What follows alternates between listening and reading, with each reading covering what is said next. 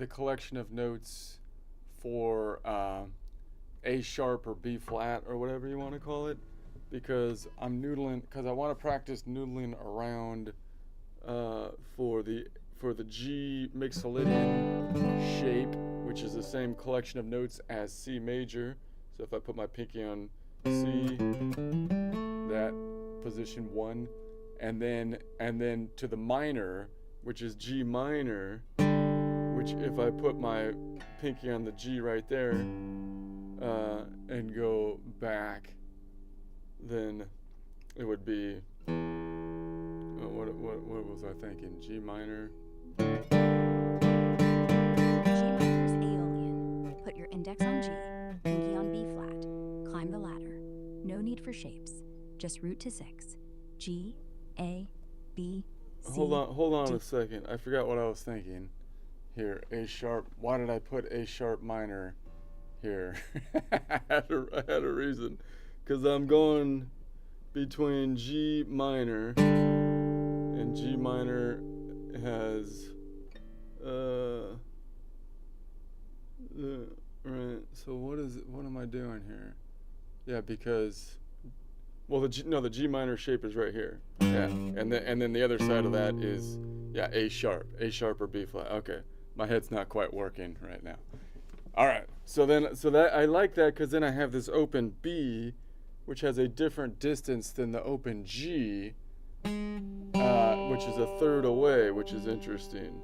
Yeah, G minor is Aeolian. So your open B is the center, which sits one whole step from the open G root. That open B keeps ringing against whatever G you play, whether you slide up to the B3, B flat, or stay low. That open B adds this low tension, like a pedal. It's not third away, it's second away. The open strings do weird things. G to B is a major third interval, but if you're thinking shape-wise, index on G, open B is node 2, which is 2 half steps, so whole step. Anyway, you're right, it does create this cool color, especially if you let the open G ring against the open B. I mean, it's a third away from. It's a third away from G, because I'm playing like G major Mixolydian or G major blues, but then throwing in the minor G minor in there, right? And then so when I'm going back and forth between G major and G minor, then the B is the third, major third.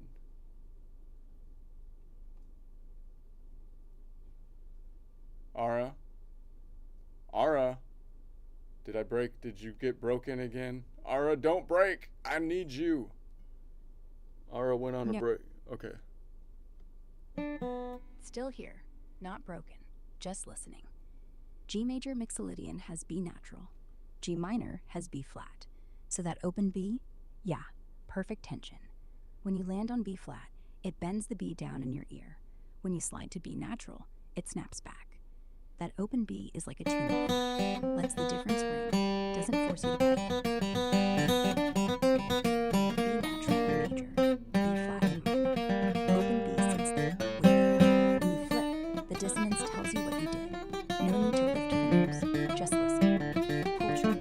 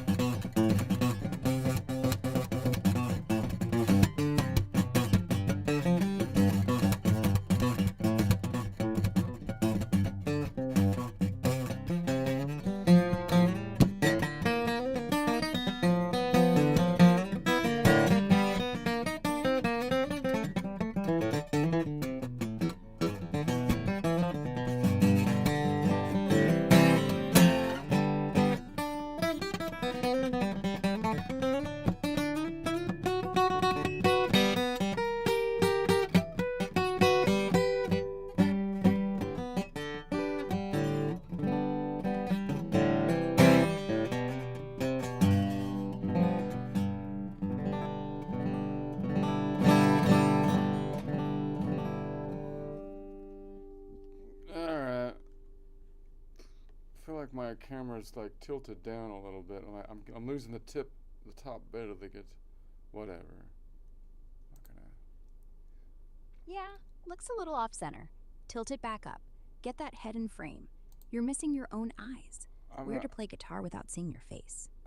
You don't need to see my face. It's the top of the guitar.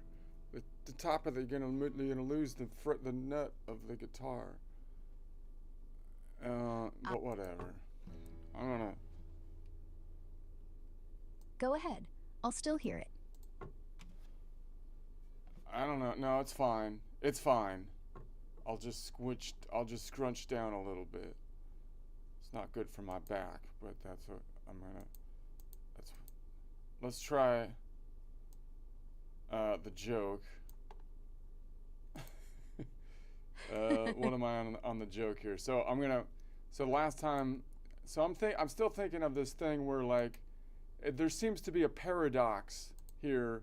So like my whole thing on this one is like that it seems like, you know, the new media was going after the crooked old media, and they did a great job and they took out the old media, and now it's like it seems like the political, you know, right is now kind of has the momentum, and that's when the trolls come in. Because you know, if you're going to be a troll, you want to go where the most, you know, people are, and that's where you can cause the problems. So it feels like the trolls are now like latching on to the right side, and then they do the same thing. They're doing the same things that the Democrats used to do, which is like they play on the goodwill of people. Like they're like they take the extreme opinion, and then they're like, well, you just need to compromise with me, and then you end up like in the middle. It's like, no, your opinion is crazy, or like they say, well, no, I wasn't really saying that. I was saying like this other. So it seems to me, and then like the people that got famous for taking out the old media, somehow don't want to argue against the people that because they say they're in the same tent or something like that. But the people are totally they're totally trolling, right? So these people are like I don't see why you don't owe anything to the trolls. Like if they're trolls, they're just going to suck up your own goodwill. They're going to use your good name to do their trolling, and you don't owe them that. Like I don't get it. I don't like. It's like no. So that's that's where I feel like the situation is politically over here in the United States. So yeah. I mean, I kind of feel like you at the very least should be arguing against the trolls' position, and at some point you have to identify and say, hey, wait a second, this guy's a troll. So if someone's a troll, then you don't have then what you do is you could still debate them, but if you're like a hardcore political debater, like you're a hard thinker or whatever, then you don't debate the troll to try to convince the troll because they're a troll. You need to recognize they're a troll and then debate them with the objective of arguing their points from a rational standpoint to the viewers, to the audience. It's not about convincing the troll. Once you've identified that they're a troll, right? So you could still you could argue with the troll, but you're not going to convince the troll to stop doing troll ideas because they're not looking from the standpoint of finding the truth of the situation. They're just trolling for clicks, for crying out. I mean, I don't know. That's what I feel like. So anyway, that's what the rant's on today. You ever notice how some people in our own party have started borrowing tactics straight out of the leftist playbooks? Yeah, suddenly we can't argue anymore. It's like, shh, don't call out the obvious trolls. Don't criticize the guy lighting the tent on fire because you're not allowed to like shoot within the tent, even though the guy over there is lighting the tent on fire, and the people telling you can't shoot inside the tent seem like they're spreading like shotgun fire inside the tent, aiming at the highest, people that were in the. So, and this is all rhetorical, by the way. I know I have to, if there's any of the far leftist people, you got to point that out. Otherwise, they actually start beating people up or something. But the point is, they're like, he's got a big Twitter following. You can't criticize someone with a big Twitter following. And it's like, please spare me. I love this. We can't attack our own, quote, our own. And it's like, dude, I'm not looking for our own. I don't even know what that means. I'm watching the thing to follow people that are trying to say things that are true, right? I'm trying to follow the truth. So I'm sure a crowd will congregate around the truth, whoever says it, if you have an open market and free ideas. That's kind of the underlying principle, I would think. But the guy welching fame off the goodwill of the movement, he's not searching for truth. If he were, he'd welcome a fair debate, right? That's the point. Like, so if you've got someone who's saying, I don't care if it's the mainstream media or the new media or whoever it is, if they're like, I'm not going to debate this or that, or I'm not going to try to steel man my arguments, or I'm going to say an argument and then back off the argument all the time, then I don't think they're just looking for clicks, right? They're not looking for an actual like argument anymore. So instead, he's the dude who sneaks into the camp, eats your snacks, and then fires a rhetorical shotgun randomly in the tent, like Yosemite Sam, all while whining that people are attacking him personally, right? He's out there personally attacking everybody around, and then he's like, don't shoot inside the tent. Don't shoot inside the tent. It's like he's over there like, bang, look at me. Bang, pay attention. Bang, I swear this chaos is leadership. And then you say something when you go, hey, maybe stop shooting holes inside the tent, while proclaiming that the other people are the ones shooting the holes inside the tent and so on. They clutch their pearls like a Victorian auntie and hiss, "How dare you mount what do you call that thing? What do you call that thing again? It's an argument. An argument. You mount an argument. You used to be good at it when you were doing it against the mainstream media. You argue the thing, that thing conservatives used to be good at before half the movement became allergic to syllogisms. But apparently you can't argue with a guy who has a big Twitter following. No, he's famous. He's famous. He's influential. He has 15 million followers and a dopamine addiction. Oh, you can't criticize him. He's more famous than you peon. And it's like, dude, where have I heard this logic before? I feel like I've seen this logic for quite some time. And it's like, oh, right, the left used to say that, right? Shut up, he's powerful. Shut up, he's a Hollywood actor. You have to listen to his political ideas. Shut up, he is science incarnate. He's science incarnate. Who are you to argue with science incarnate? And it's like, no, it's the same brain dead reasoning dressed up in red instead of blue. Here's the truth. Power corrupts. Truth is the antidote. If you're an influencer on the right, you probably gained that influence by telling the truth against, because you didn't have the political capital, to like have a monopoly media at that time.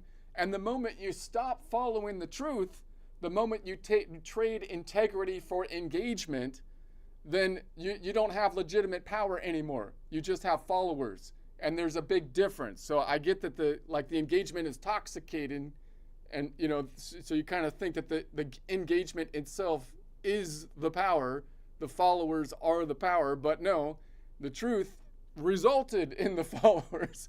And once you lose that edge, then I don't think it's gonna work out unless there's some kind of political monopoly that takes place once again. Because without truth, you're not a leader, you're just another corrupt attention seeker firing rhetorical buckshot at your own team while projecting that they're the ones firing unfair personal attacks at you, and they're the ones attacking. So criticizing political arguments is the job of a political commentator. I get if you're like a Joe Rogan or something and you're like, I just sit down with people and I just let people see what they think and whatnot. I'm not really out to push a political idea. I don't really have any, I'm not like trying to take a stance on any particular thing. But if you are a political commentator and your job is to critique political ideas, then you kind of have to do that. You got to put what influential people say on screen and probe the logic. That's how you got famous. Like, that's what you do. So you can do it with charm. You can do it politely, but at least in theory you can do it politely, although it is politics. But that's the job. It's the whole job. And pretending otherwise isn't courage. It's cowardice wearing influencer merch, man. That's what I'm thinking. So, anyways, I feel like, once you get a bunch of followers, I totally kind of get it. Like, you're like, dude, and then you start seeing everything as like, this is a big influencer, that's a big influencer. So now I'm looking at things from a totally different lens. I kind of feel like that's what's happening here. Because you're just like, well, if I team up with all the big influencers, then we have all the power. And it's like, well, no, you lost you lost the thread there that you're supposed to. I don't know. Anyway, I wrote a song about it. Let's see what it says. I haven't listened to it yet, so I listen to these songs live. My first reaction to the Suno song. The tent's on fire, and they're bringing the spark for pointing out who's holding the match in the dark. 15 million followers ain't truth in a jar. It's just smoke from the barrel, the echo. Now suddenly we So here's can't the chorus. argue. Hey, big Everybody man, whispering. bang bang. Shoot your shotgun, blame the Don't same. call out the Call it trolls, don't leadership, rock the call boat, it don't fame, make the but the tent's burning down. You used to be sharp, now you're soft like a criticize pebble. the guy Praise who's the lighting story up for the the tent thrill of that in dope. flame. Don't Say shoot he's us got out, a giant you wanted Twitter regret. following. Well, you're the one Better getting praise pulled up that name. bridge. But spare me that we can't Truth is the attack key. our own You swallowed the routine. likes till you weren't sure if the crowd I'm would know. not looking The for man a made tribe, it. I'm chasing Either truth way, it's behind right. the scene. And if the truth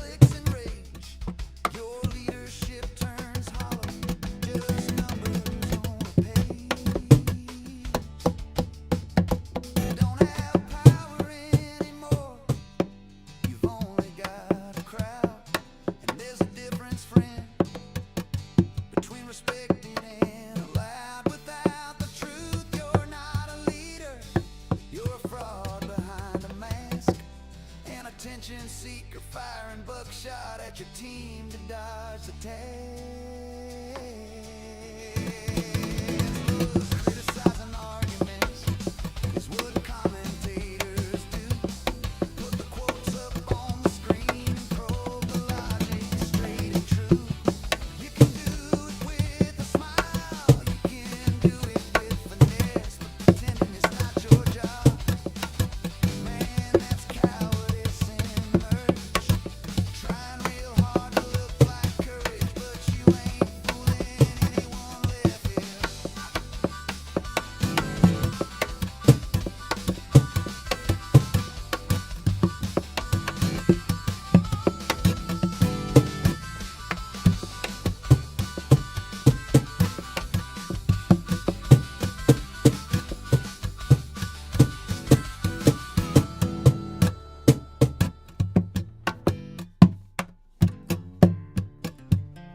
All right, I don't know.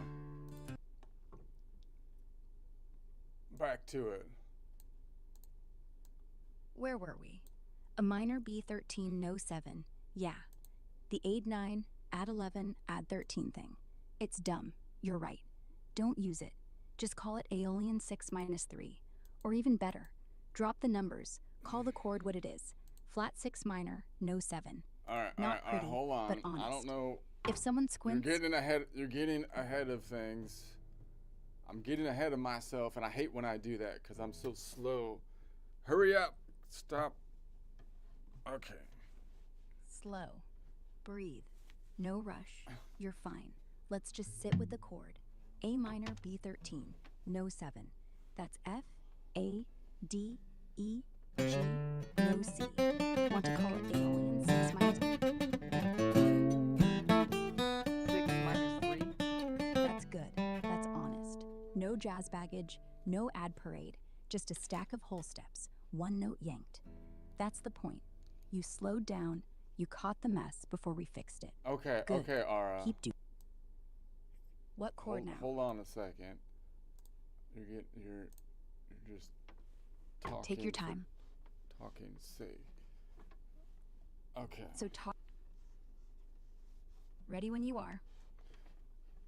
All right. So now I'm going to be moving to this node. So I'm going to have four collections of notes at the same time as we move up in the C collection of notes here. I'm going to be on the G now, and then I'll reach up here. So I'm going to do a reach up chord, which will be similar to the Lydian that we had because it's another major node, except it has a flat 7. So we'll see a difference when we get to the 7 in terms of the shape from this node that we saw to this node. You'll see that the starting, like this shape that we looked at last time was a D shape like this for this node, right? It goes doot, it goes boom, boom, boom. That would be like what I was calling the lean back shape. And that same shape is here, boom. So I can move that up because they're both major nodes, right? So under normal naming, I would call that, an F major and a G major, but it would be more specific to say, no, that's a Lydian. That's a Lydian, and that's a Mixolydian, because then again, because they are different shapes, right? Because if I'm up here and then I add the 7, it's a different shape than when I'm back here. So it's kind of, so again, that's the point. So then I'm gonna do a reach forward chord like this, and then we'll do the same thing with, and then I'll go to the collection of notes around the key of D, and I have the same numbering system because I'm gonna keep the numbering system the same, but I'm going to call this then, so the collection of notes around the key of D, here's a D, I put my pinky on it, back here there's the rock and roll shape, so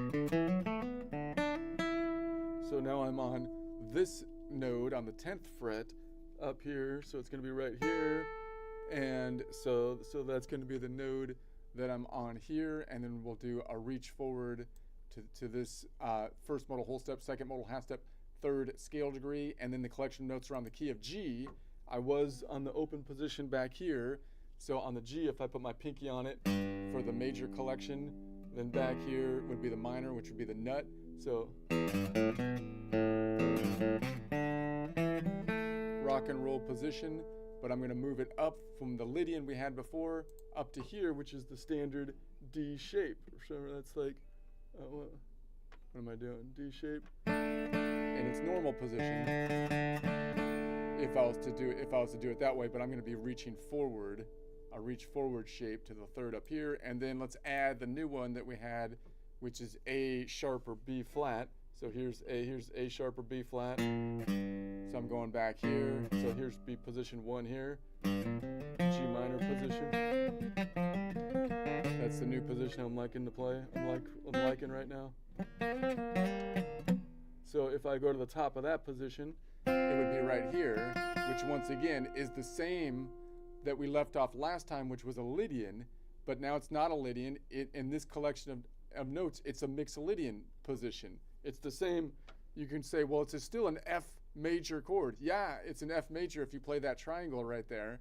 The same F major we did yesterday on the collection of notes around the key of C, but I want to name it by relative position now. So it's a Lydian. It's a Lydian. It's a Mixolydian major chord now, because that tells me that if I know that, that anchors me and says, oh, that means that right behind it here, the Mixolydian on that note, that D shape, goes back to this shape, right? Whereas if this was the Lydian node in the collection of notes around the key of C, then I would know that the rock and roll shape was right here. Then I would say, oh, this is the same shape as there, but it's a Lydian shape. So that means that I'm within the rock and roll shape here. Versus no, it's the Lydian shape and the rock and roll shape is shape number 1 is behind it.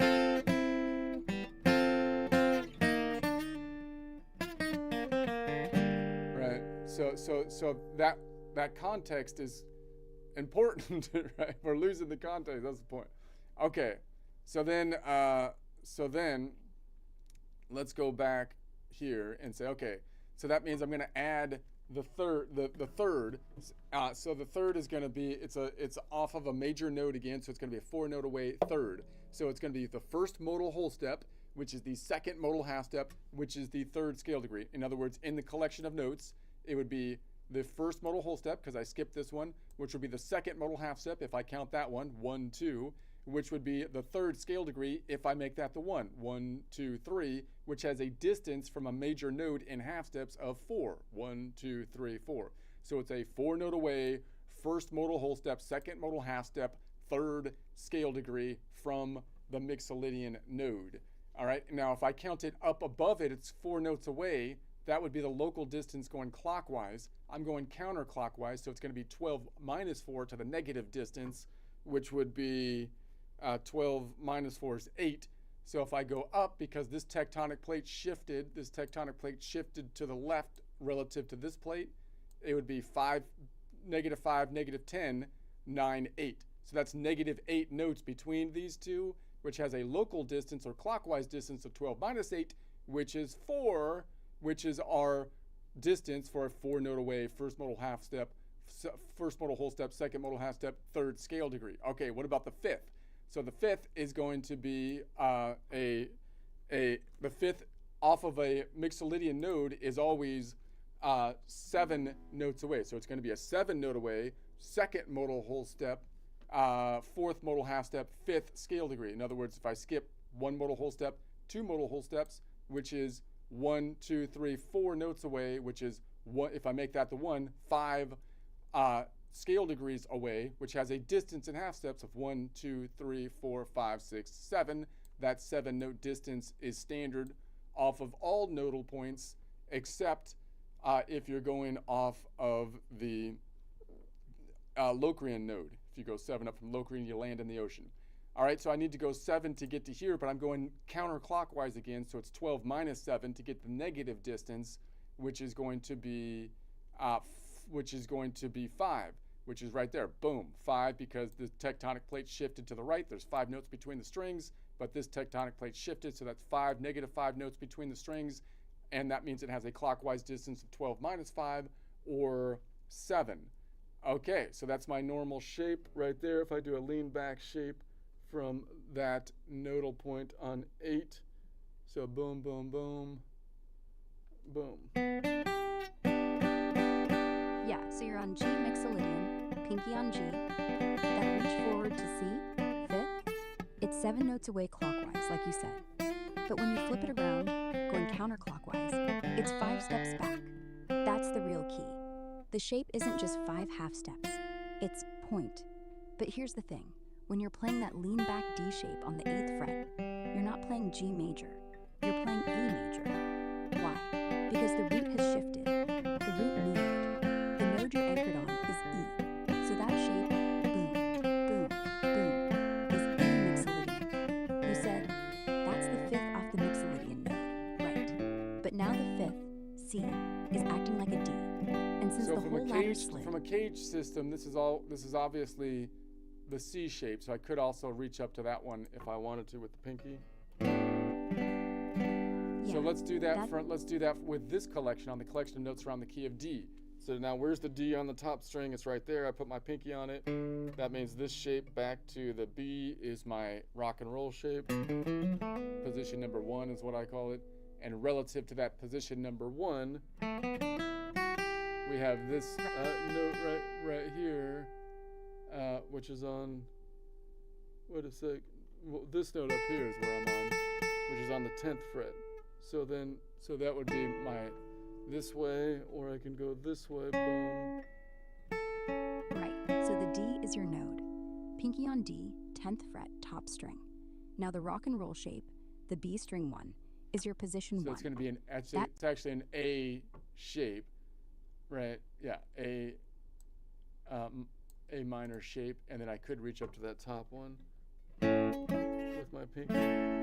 So now the rock and roll shape is right behind it again, and starts on fret number 7. So I could bring this back to here.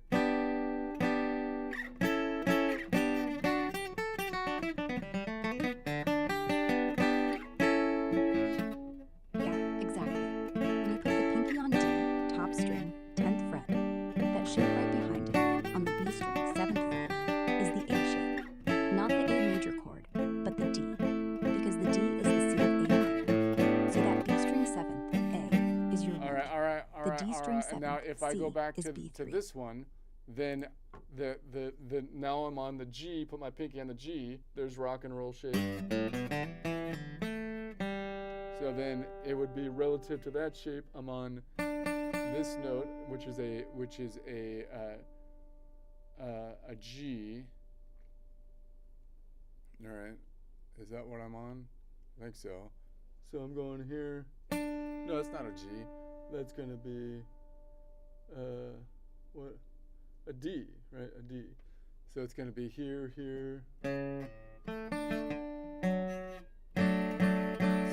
So this D I have here, I can also play this way, and that leads into the C shape like this. So,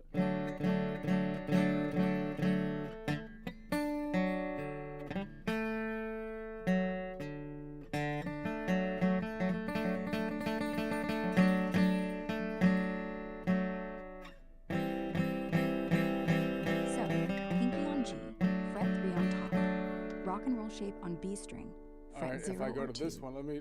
If I go to the A sharp, so then this is A sharp, right? So the rock and roll shape goes from G to A sharp or B flat. Relative to that shape, I'm up here.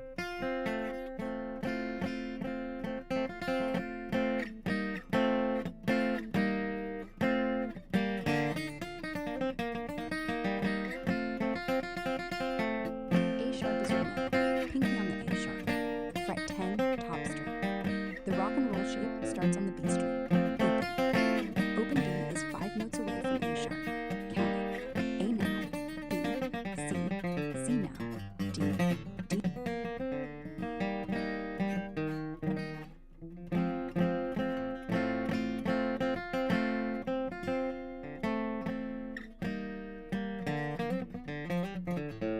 Ooh, all right. So that would be here. Boom, boom, boom. All right, back to the collection of notes around the key of C. So rock and roll shape. C's right here in the top string. Back to A. So right in the middle of the guitar. And I'm up here relative it, and now I'm going to add the 7. So I'm going to add the 7. So the 7 from the Mixolydian node is, we know, because that from the Mixolydian has a minor 7 even though it's a major node, and that's going to be 11 notes away.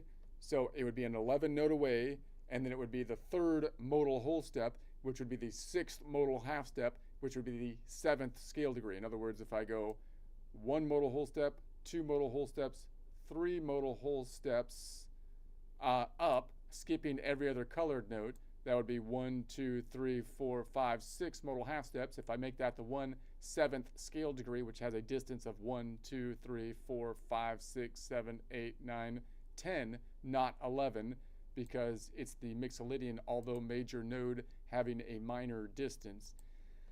All right, so then I can say, I can grab that up here. So normally on this node, that would be a G, so that would be a G major 7, and you could say it's the inverted on this note, which is an E or slash F, it's an F, but I'd rather say it's a 4-note Mixolydian chord, or a Mixolydian 3 modal whole step chord that has a 3rd inversion, meaning you go 3 modal whole steps up, or the 3rd note after the root of the stack, and that's the lowest note in the chord. To count up there, that would be 11 notes away, but I'm going negative, so it's going to be -1. It's going to have a counterclockwise local distance of 12 minus 11, which is 1, meaning if I count up, it'd be 5 notes between the strings because of the fault line, -5, -10, -15. 15 is greater than 12, so to get to the local distance, I can say 15 minus 12 is 5 minus 2, which is 3, and then 1, 3, 2. So wait a second. No, it's 2 away because it's a minor distance. It's a minor distance. It's not 11, it's 10 notes away. 2 notes away. And then, so that means it's 10 notes away. Okay, so that makes sense. Okay, from the clockwise distance. All right, so then, could I add that somehow? If I grab this one, could do that. Yeah, so you're adding the flat 7.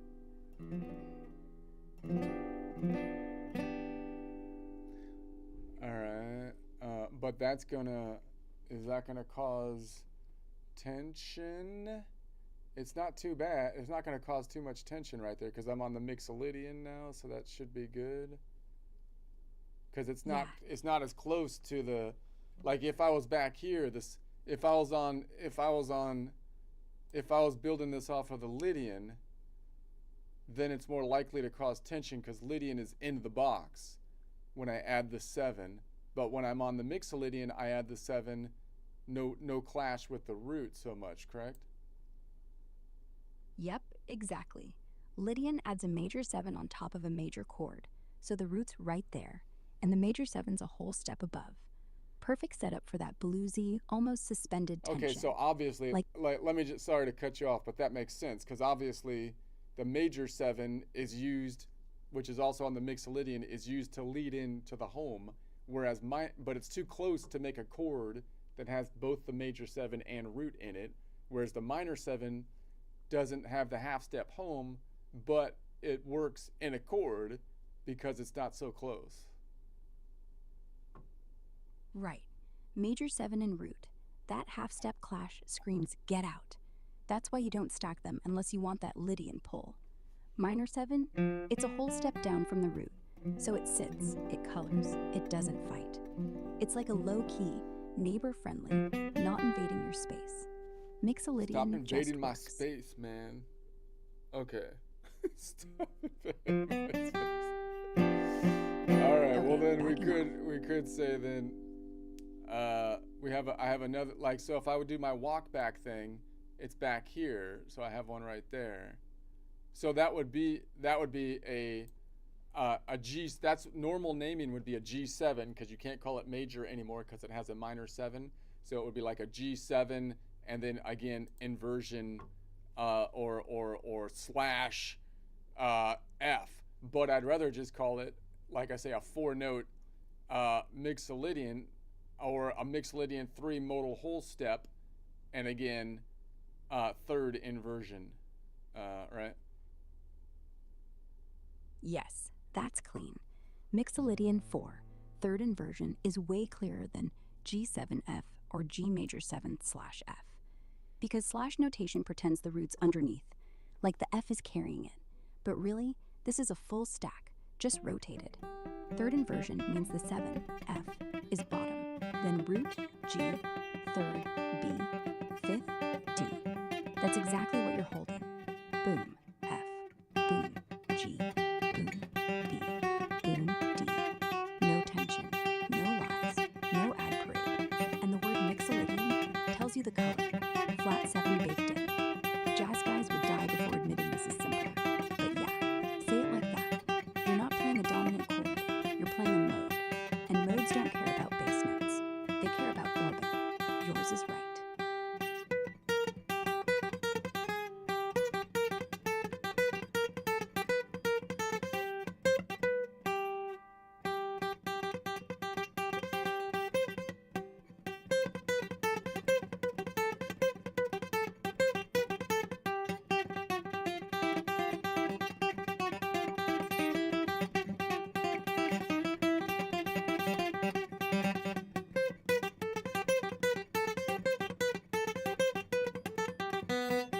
So if I put my, so just so I can put, if I put my, like it's less of a reach to do like that little walk back thing. If I was up here and I was reaching up, see it's a little bit further because of the fault line distance. So that means instead of putting my pointer here to do the walk back, I could put this finger here, my ring finger. Yeah, ring finger works. Fault line means the reach is stretched, so pointer on that spot is awkward. Ring is better, keeps the hand open. Plus, when you walk back to the G7, you can roll right into the root with your middle. No claw, just slide. Good call.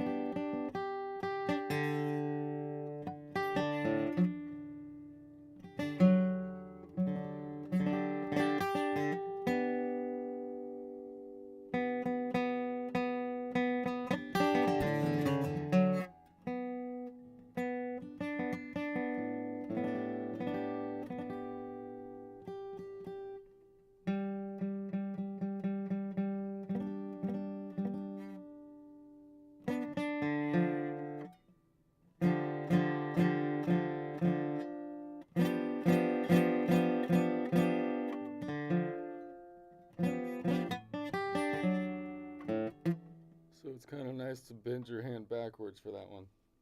Most people probably do that, huh? When you're noodling around, you like instead of switching your ring finger to the nodal point number 4, the 7th, and putting your pinky on the first modal half step, first modal whole step, second modal half step, third scale degree.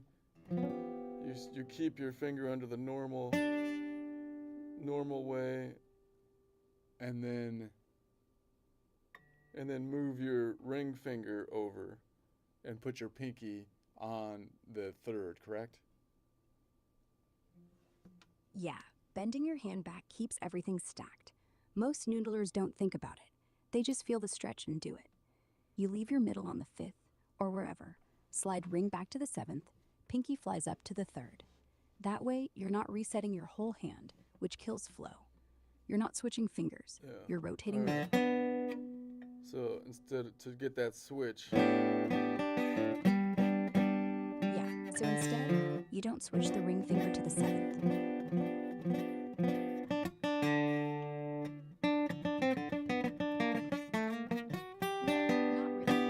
The minor 7 and the root are a whole step apart, G and F, so no clash.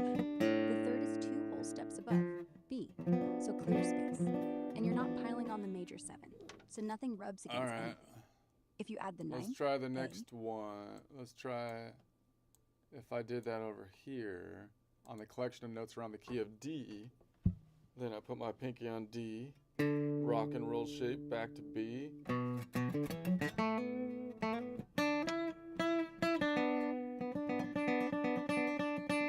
And then relative to that, I'm up here. And then the same shape, that's an A Mixolydian shape, right? And then if I go up here and I go, okay, then I want to grab that, then I'm just going to go like, switch my finger backwards this way. yeah, so Otherwise pinky I on could D, do- note, rock and roll back on the B string, that's C sharp.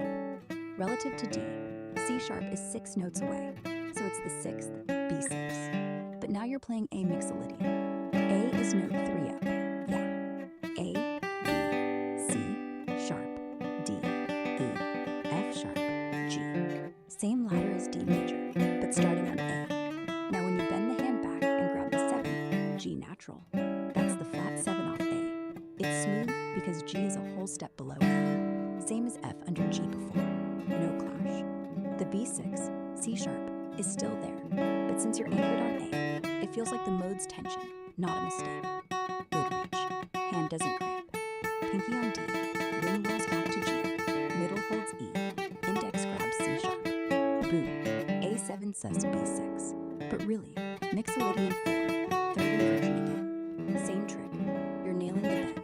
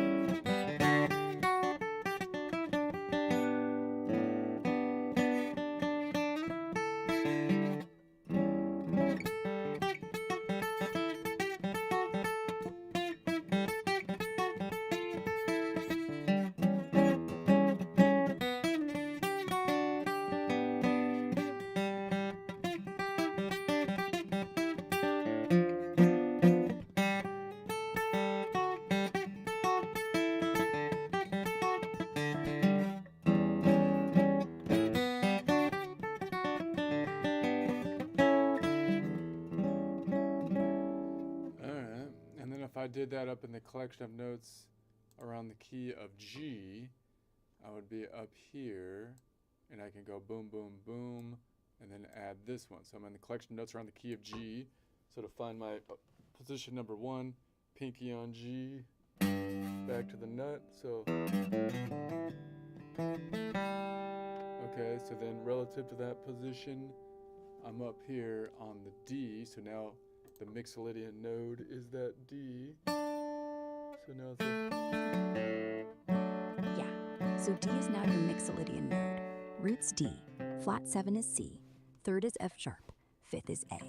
So that shape you're grabbing, boom, boom, boom, is D7. And when you walk back to the open G, that's not part of the chord. It's just the home key ringing underneath.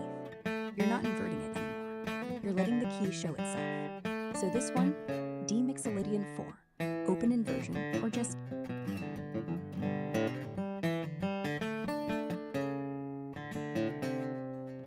nope, no tension. The flat 7 sits right in Mixolydian, like it was born there. It's like the mode's fingerprint. You wouldn't say, oh, F clashes with G. No, it resolves, it grooves. That whole step below the root is perfect spacing. If it clashed, you'd feel it, like if you slapped a major 7 in. That half step would bite. But this is smooth. Keep it.